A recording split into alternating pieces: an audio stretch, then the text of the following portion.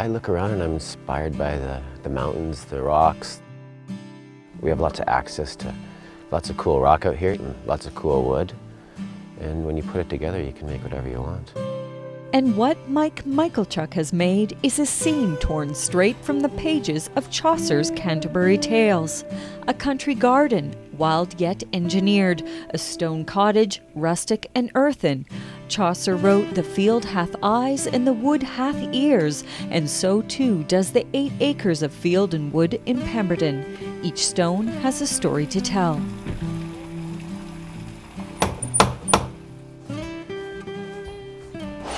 Hello. Hello, Mike. How are you? Nice to meet you, Nice Nicole. to meet you, Mike. I am so excited to see this home. It's beautiful. The stonework is incredible. Well, thank you. Well, why don't you come inside? I'll give you a little tour. That sounds wonderful. All right. This medieval-inspired one-bedroom home came from the imagination of Mike, who forged forest and stream to raise his roof. Almost every single piece of stone came from up the valley, just random creeks and rivers. I collected for 4 months, pretty much every day, a full truckload. And I had the whole entire driveway filled with stones, all stacked in sizes and shapes before I even started. You get quite a bond to the different stones within the house because you've picked them up 3 to 4 times. Stones were used to side, trim, and even heat the house.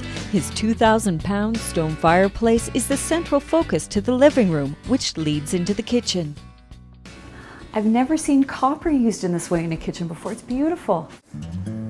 Yeah, copper, like I was saying before, is my favorite metal to work with. It's easy, it tarnishes, it ages beautifully. I ball peened it all by hand to get the effect. The details are amazing, like even your light.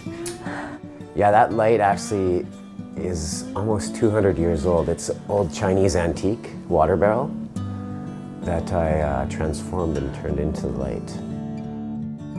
The shapes of kitchen cabinets echo a likeness to cathedral arches. The doors are medieval-inspired as well.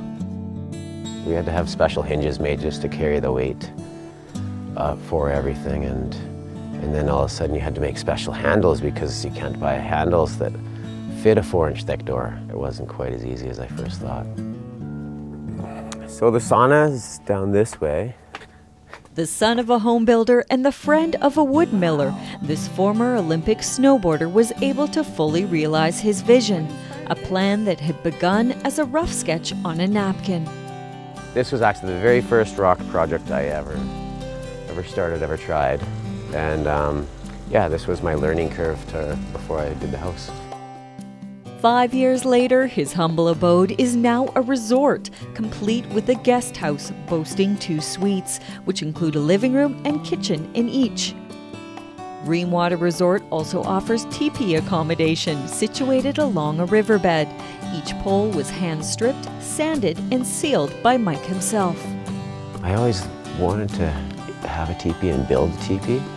A lot of people who come, it's mostly just to get away, to relax. You can fly fish or fish. There's lots of excellent hiking that people come to do, a lot of bike riding. They also get to swim in the pond and just enjoy the surroundings.